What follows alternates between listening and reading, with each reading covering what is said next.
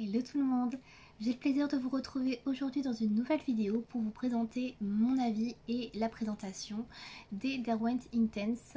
Donc c'est des crayons que j'ai eu pour mon anniversaire, donc ça fait maintenant à peu près 2 mois que je les teste, que je les essaie.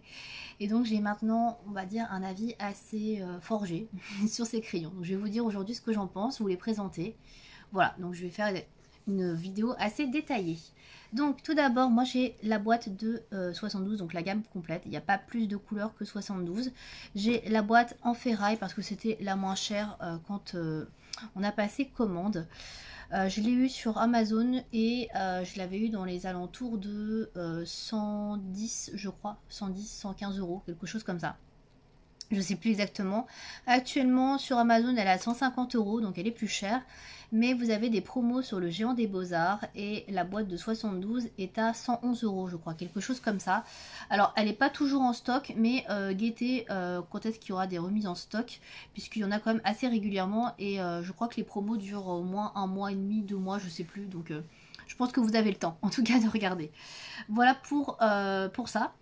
Première chose, donc le coffret en bois existe aussi pour les Derwent Intense. J'avais beaucoup hésité aussi à prendre le coffret en bois. Et en fait, à un moment donné, le coffret en bois était moins cher que la boîte en métal. Mais quand on a passé la commande pour l'anniversaire, donc c'était des mois après que j'ai repéré ça, malheureusement, la boîte en bois était beaucoup plus chère. Donc bon, voilà, j'ai la boîte en métal, mais c'est pas grave du tout, il n'y a aucun souci. Alors je sais qu'il y en a beaucoup qui n'aiment pas trop les boîtes en métal et qui préfèrent les trousses. Donc moi je les ai gardés dans la boîte, voilà, donc je vais vous les montrer dans la boîte. Je suis pas une grande fan des rangements en trousse à part pour certaines gammes. Donc voilà. Donc sans plus attendre, on va passer à la découverte des crayons. Donc c'est les boîtes Derwent classiques, j'ai déjà une boîte comme ça de Colorsoft, donc c'est la deuxième que j'ai en métal. Donc ça s'ouvre comme ça, donc il n'y a pas le nuancier qui est fourni avec, c'est moi qui l'ai fait, je vais vous le présenter après.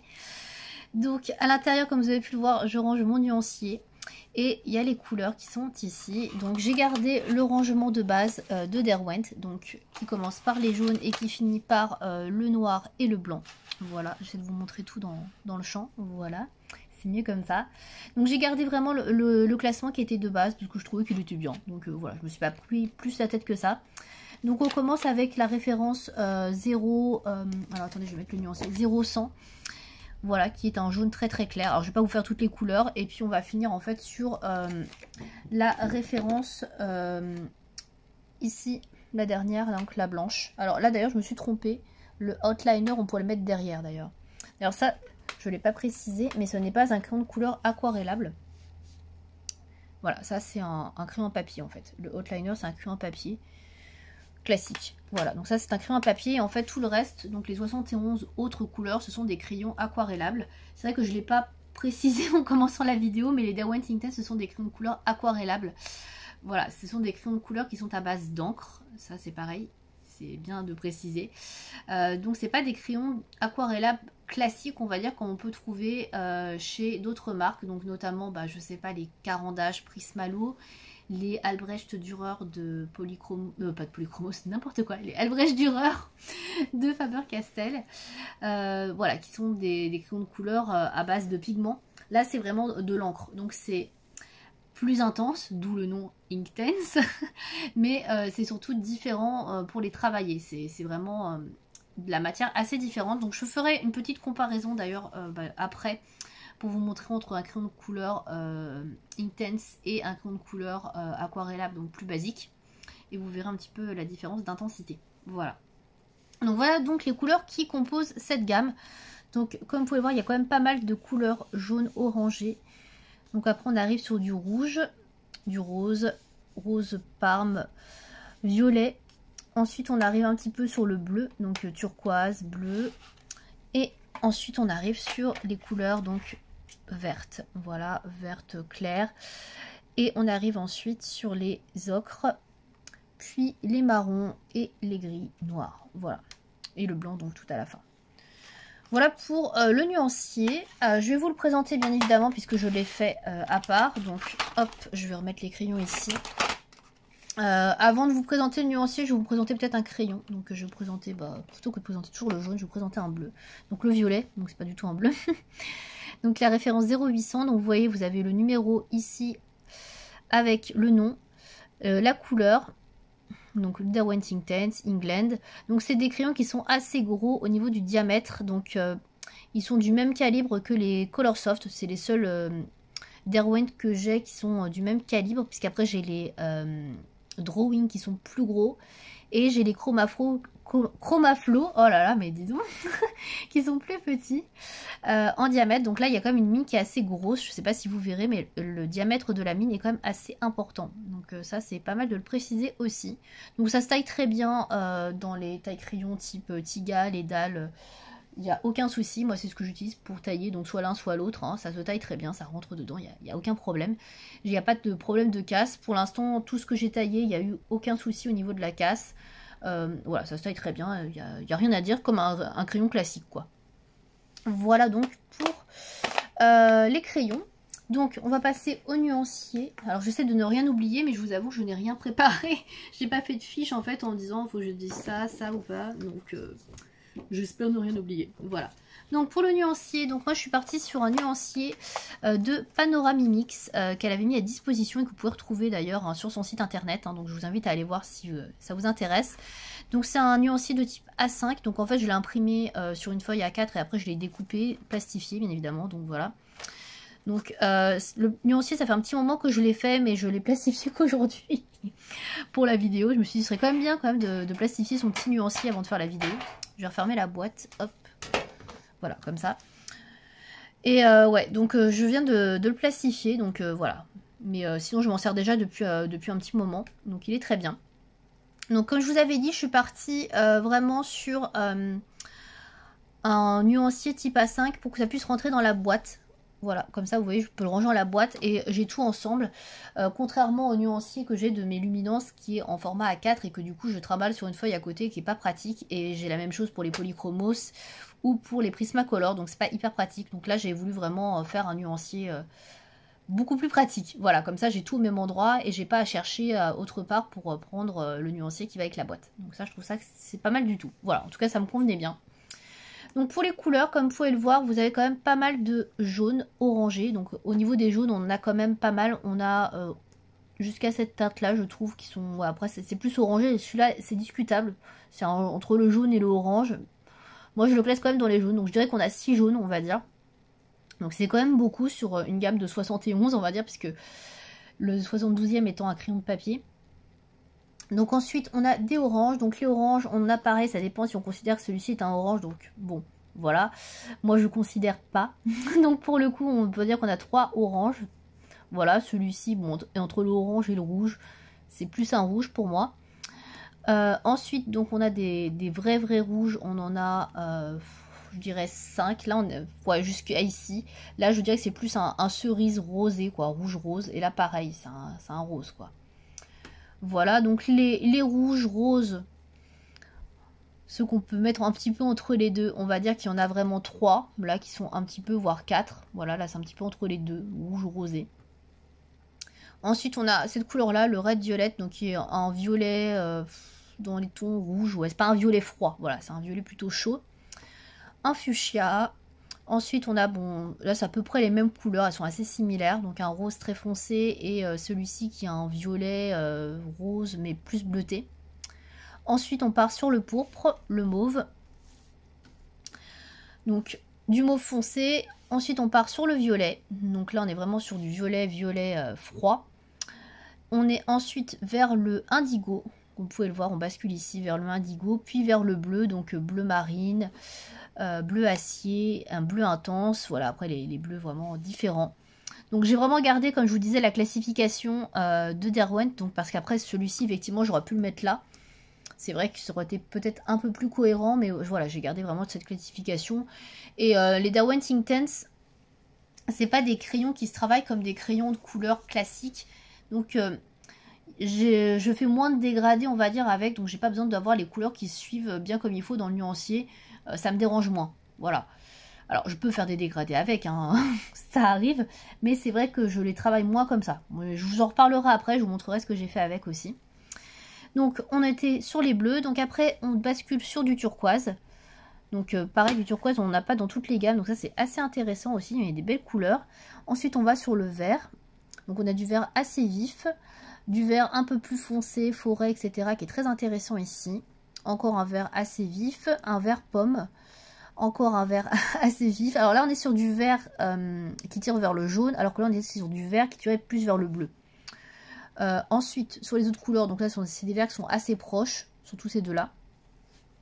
On a la suite de l'autre côté. Donc là on bascule sur des verts olives.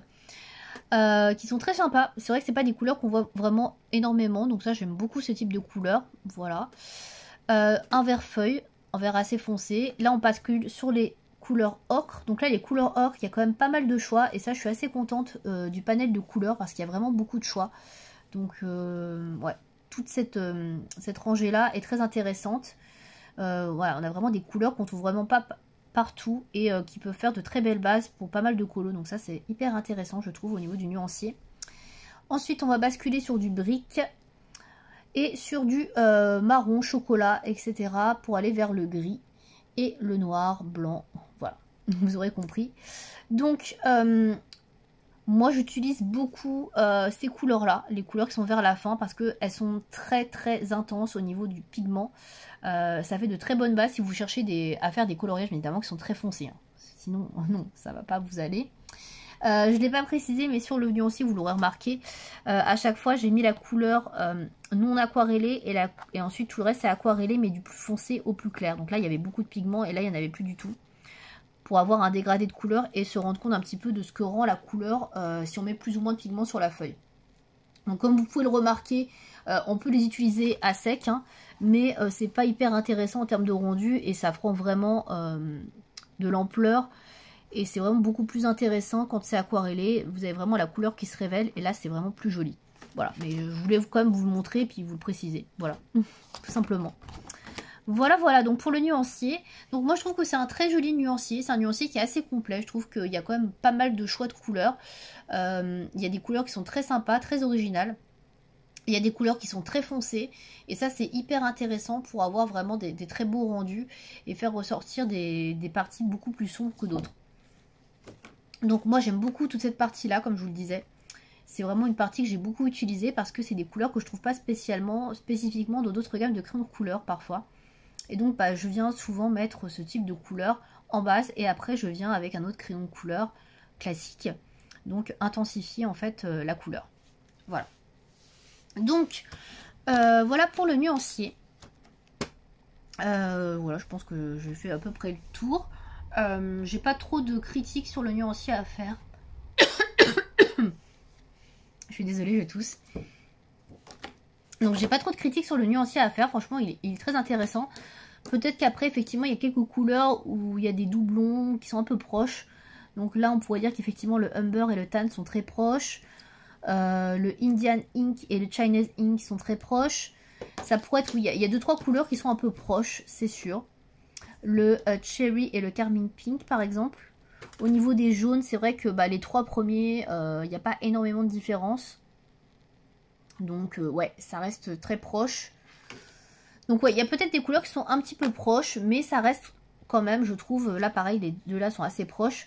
Ça reste quand même un nuancier qui est assez sympa et des couleurs qui sont quand même vraiment hyper jolies et qu'on voit pas, je trouve, partout. Donc moi je trouve que ça a quand même le mérite, voilà, enfin je mérite de le dire, voilà, tout simplement. Donc je vais vous présenter un coloriage que j'ai fait au Inktense principalement. Donc dans le carré art thérapie Japon, donc c'est un vieux livre à Hachette si vous êtes dans l'art thérapie ou le coloriage pour adultes depuis très longtemps. Vous connaissez peut-être, mais sinon il n'est plus vendu. Et en fait j'ai refait un coloriage dedans récemment, donc c'était pour la battle de Lemyana, je savais pas du tout quoi faire et en fait je suis retombée sur ce coloriage là et je me suis dit bah tiens c'est parfait. C'était la bataille Écaille versus Plume, donc moi j'avais fait la team Écaille, qui a gagné d'ailleurs, à ma grande surprise encore une fois, mais bon, c'était super. Et donc j'avais décidé de faire ce dragon. Et donc en fait tout le fond c'était des petits motifs que j'aimais pas du tout. Et c'est vrai que ça me bloquait pas mal. Je me suis dit mais pourquoi je me prends la tête? Je sors mon Inktense et hop je refais tout le fond. Et donc là j'ai fait tout le fond au Inktense. Donc il y a quelques marques effectivement parce que je suis pas non plus venue peaufiner etc. Mais honnêtement ça rend super bien et c'est hyper opaque. J'ai fait le fond avec la couleur Payne's Grey qui est ici. Voilà c'est le gris 2110 donc qui est là. Et je trouve que franchement ça rend vraiment pas mal du tout. Donc voilà. J'ai également utilisé le Madder Brown qui est ici, tout en haut, pour le corps. Voilà, donc j'ai surtout utilisé sur les côtés. Et après, bah, en fait, j'ai mis beaucoup de pigments sur les côtés. Et ensuite, après, j'en ai mis très légèrement pour avoir quelque chose de très clair. Vous voyez, la couleur, elle est beaucoup plus claire quand il n'y a pas trop de pigments. Et assez intense quand il y en a beaucoup. Donc voilà, je suis venue un petit peu faire un ombrage comme ça. Et le noir ici, pareil, c'est du Inktense noir que j'ai mis pour ses moustaches. Voilà. Donc j'ai beaucoup utilisé les Inktense sur ce coloriage. Et je trouve que ça rend plutôt bien. Et c'est vraiment, du coup, un coloriage qui est, on va dire, plus rapidement fait, puisque vous avez la base déjà qui est déjà faite, coloriée. Et c'est vrai que ça va beaucoup plus vite après pour reprendre après avec des crayons simples. Là, je suis venue après reprendre avec des crayons un peu plus clairs, mettre un peu plus de lumière. Mais c'est vrai que c'était quand même, ça m'a facilité quand même beaucoup, beaucoup les choses, quoi. Donc voilà pour ça.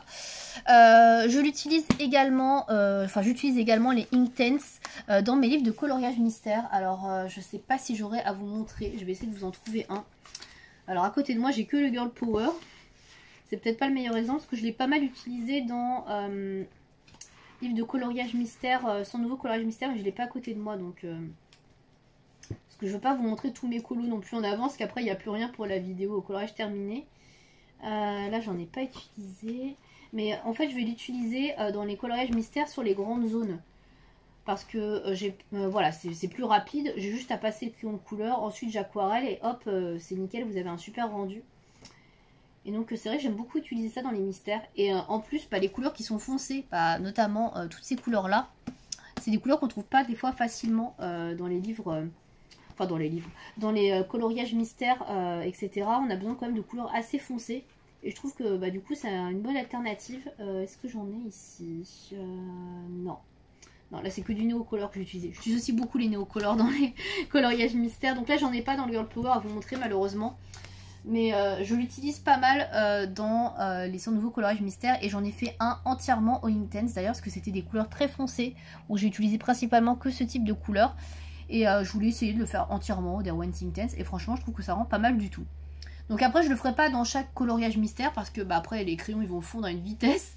Mais je trouve que c'est pas mal pour compléter. Des fois quand on n'a pas des couleurs très foncées, quand on va piocher là-dedans ça complète plutôt pas mal. Donc ouais, une très bonne alternative pour les collages mystères. Et puis pour les zones qui sont un petit peu longues à faire, un peu rapides, un peu compliquées, voilà, bref.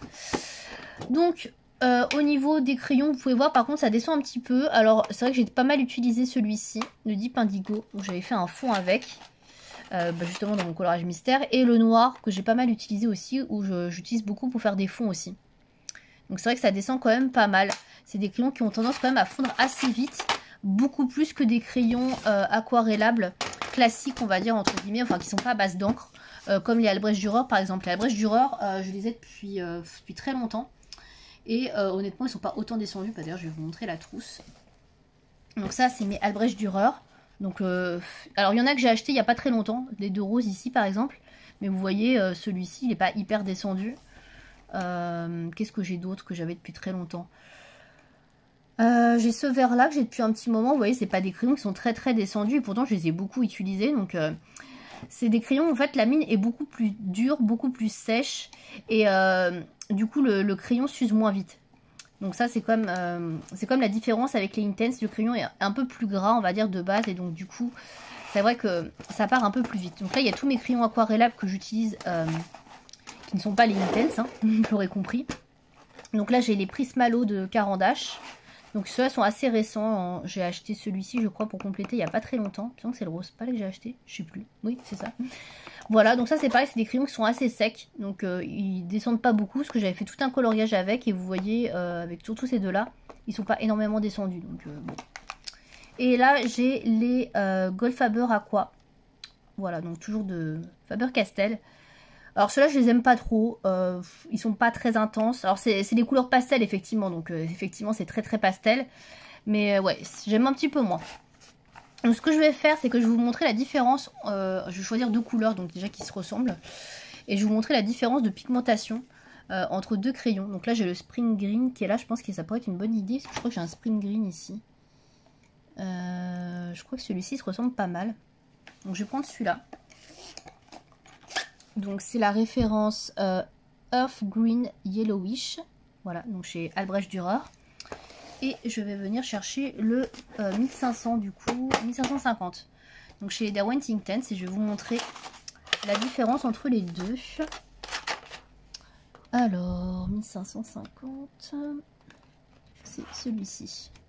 Ah non, c'est pas celui-ci, celui d'à côté. Si je monte pas le bon, déjà, ça va pas le faire. Donc c'est celui-ci, 1550. Hop. Donc, j'ai pris une feuille. Par contre, j'ai pas pris de quoi aquareller. Oui, c'est vrai que c'est tellement logique de ne pas prendre de quoi aquareller. Je vais juste prendre un petit pinceau.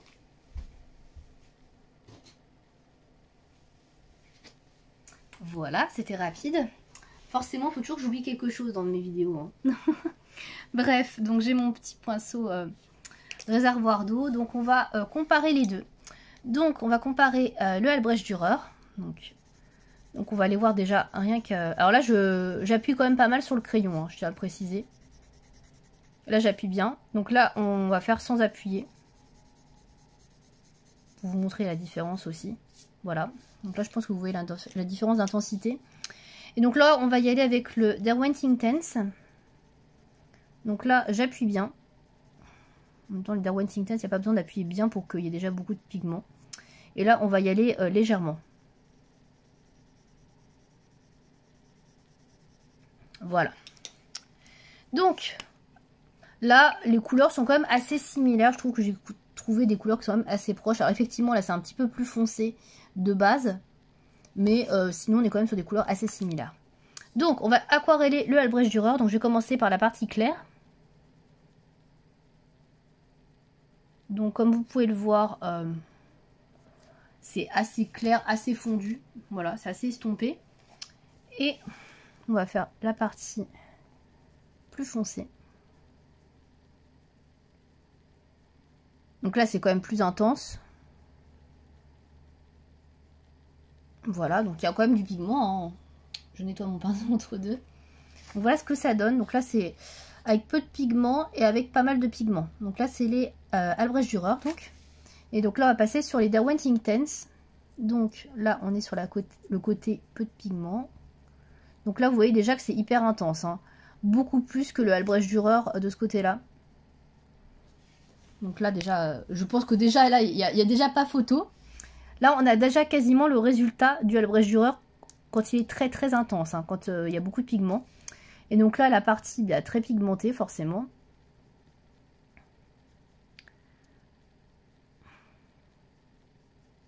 Alors, c'est pas un papier qui est extraordinaire. Hein, j'ai pris une feuille d'imprimante, hein, je ne l'ai pas précisé. Mais bon, pour les livres de coloriage, des fois, il y a des papiers très fins, donc je pense que voilà, ça se voit. Donc voilà ce que ça donne, la partie avec pas mal de pigments pour les Derwent Inktense. Donc comme vous pouvez peut-être le voir, je vais rapprocher le papier.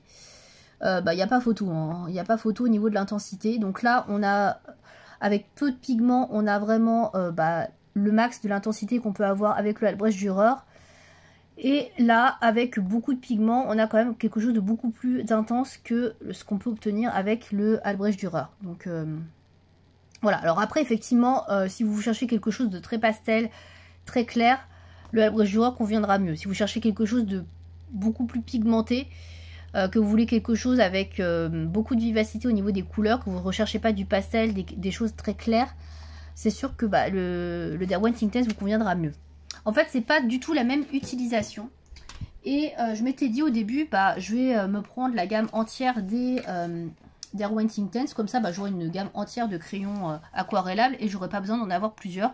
Mais en fait je me suis rendu compte que c'est quand même pas tout à fait pareil. Alors c'est une bonne gamme de crayons aquarellables, mais le fait que ce soit de l'encre, ça change quand même pas mal de choses.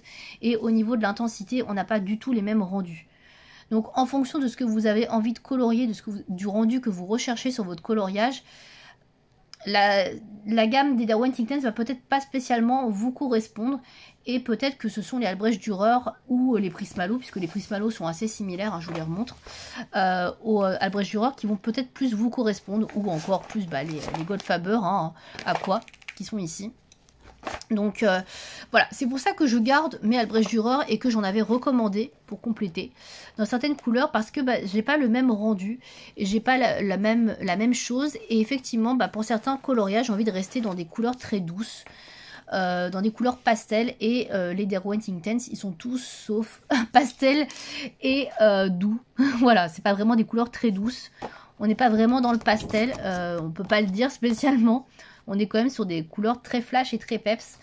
Et donc, ça peut correspondre pour certains coloriages. Mais si vous recherchez plus de douceur, peut-être que les Albrecht Dürer vous plairont davantage. Voilà pourquoi je garde les deux gammes. Et pourquoi je complète. Et en fonction des coloriages que je veux faire, j'utilise soit l'un, soit l'autre. Donc, je ne peux pas dire que les Derwent Intense sont des mauvais crayons. Ou que les Albrecht Dürer sont des mauvais crayons. C'est juste que c'est pas du tout le même but, en fait, le même rendu. Voilà, c'est deux manières aquarellables différentes, et du coup on n'a pas le même rendu, comme vous pouvez le voir sur le petit exemple que je vous ai fait ici. Voilà, je crois que j'ai fait à peu près le tour sur les Derwent Intense. Donc pour ma part, moi je les trouve très bien, je les adore, j'aime beaucoup les utiliser seuls, en aplat, je trouve qu'ils sont hyper sympas. Donc ils font vraiment bien le job. Après effectivement on peut les utiliser en dégradé, ça marche très bien aussi, il n'y a aucun problème. D'ailleurs je peux vous montrer un dégradé. Je vais partir sur une autre couleur tant qu'on y est. Sur quoi on partirait? Est-ce qu'on partirait pas dans des bleus ou dans des roses? Je ne sais pas. Jaune, allez on va partir sur jaune. Alors jaune, on va prendre le 210, le cadmium yellow.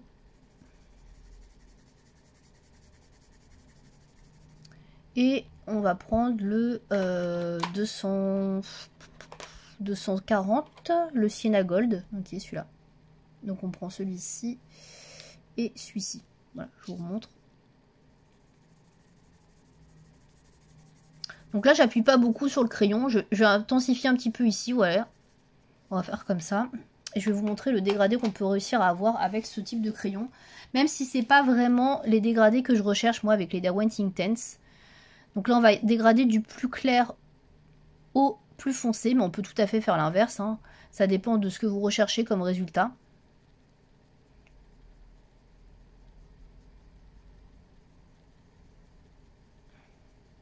Hop, vous voyez là c'est un dégradé qui se fait quand même assez bien. Donc là c'est un dégradé qui est assez clair, puisque j'ai travaillé du plus clair au plus foncé, mais vous pouvez bien faire l'inverse. Donc là ça peut être pas mal par exemple pour une base, pour faire des flammes, pour du feu, ça peut être hyper sympa je trouve comme base. Donc après ça se travaille très bien en dégradé. Moi c'est vrai que c'est des crayons que je travaille beaucoup pour faire des bases, pour d'autres choses. Donc je travaille pas spécialement en dégradé, mais ça se travaille très bien également en dégradé, il n'y a aucun problème. Et vous pouvez effectivement aussi remettre une couche une fois que c'est sec. D'ailleurs on peut regarder sur celui-ci si vous voulez. Donc là on l'avait pris sur le plus clair. Et si par exemple j'ai envie de foncer la couleur, donc on va foncer à moitié. Bon, il n'est pas hyper sec le papier, mais bon. On peut quand même retravailler la couleur et faire des superpositions de couches très facilement. Donc ça c'est aussi très intéressant. Voilà, donc je pense que ça se voit, voilà. Donc là je suis quasiment à la même couleur que ce que j'avais en très intense à côté. Donc ça peut être hyper intéressant, venir refaire des dégradés ensuite après sur la couleur une fois que c'est sec. Donc ça c'est vraiment pas mal. Donc moi j'aime beaucoup en tout cas tout ce qu'on peut faire avec les Intense. Et je trouve que c'est une gamme très très intéressante et une très très belle gamme. Donc franchement je suis hyper contente de l'avoir. Et si vous aimez les crayons aquarellables qui sont vraiment très flashy, qui ont beaucoup de pigments, qui ont des résultats de couleurs vraiment très vibrantes, écoutez, je pense que les Intense vont vous plaire. Par contre, si vous recherchez des bases de couleurs ou des crayons aquarellables avec des couleurs plus douces, des couleurs pastel, voilà, pour faire vraiment quelque chose de vraiment doux, allez plutôt dans ce cas-là vers des crayons aquarellables plus classiques comme les Albrecht Dürer ou les Prismalo de Caran d'Ache. Voilà, je pense que c'est ce que je pourrais vous dire en tout cas sur mes essais sur les différents crayons aquarellables. Alors j'ai également, j'en ai pas parlé, les Derwent Tinted Watercolor dont je vous parle souvent. Et c'est des crayons qui sont à base de graphite, donc c'est un peu comme les Graphitint de Derwent. Donc c'est des crayons qui sont un peu grisés, donc c'est un peu à part, c'est pour ça que je vous en parle pas. mais je les aime beaucoup aussi, donc les Staedtler. Et d'ailleurs je vous les recommande hein, parce que c'est des crayons qui sont pas chers et qui sont extrêmement intenses. Je les utilise énormément également et je trouve qu'ils complètent bien d'ailleurs les Intense. Je trouve que ouais, on retrouve pas des crayons un peu grisés etc. comme on peut avoir chez Staedtler. Mais après voilà, si vous voulez compléter dans la gamme d'Erwan, vous avez les Graphitint qui sont des crayons aquarelles qui sont extrêmement bien aussi, mais c'est des crayons voilà qui sont sur des bases de gris. Voilà. Je crois que j'ai fait à peu près le tour sur les Derwent Inktense. J'espère que cette vidéo n'a pas été trop fouillie, puisque j'avais rien préparé et que j'essaie de repenser à tout et de remettre bout à bout. Si vous avez des questions par rapport aux crayons, n'hésitez pas à me demander. Donc vous pourrez les trouver chez Amazon et chez le Géant des Beaux-Arts notamment. Et il y a des promos donc sur le Géant des Beaux-Arts actuellement, donc n'hésitez pas à aller voir si vous trouvez la boîte de 72. Je crois qu'elle est dans les 111 € comme je vous disais. Voilà, donc je crois que c'est tout pour cette vidéo. J'espère que ça aura pu vous renseigner sur les Derwent Inktense, que vous aurez pu apprendre quelque chose si vous ne les connaissez pas. Et puis bah, si vous les avez, n'hésitez pas à me dire ce que vous en pensez. Voilà, j'espère que cette vidéo vous aura plu. À bientôt.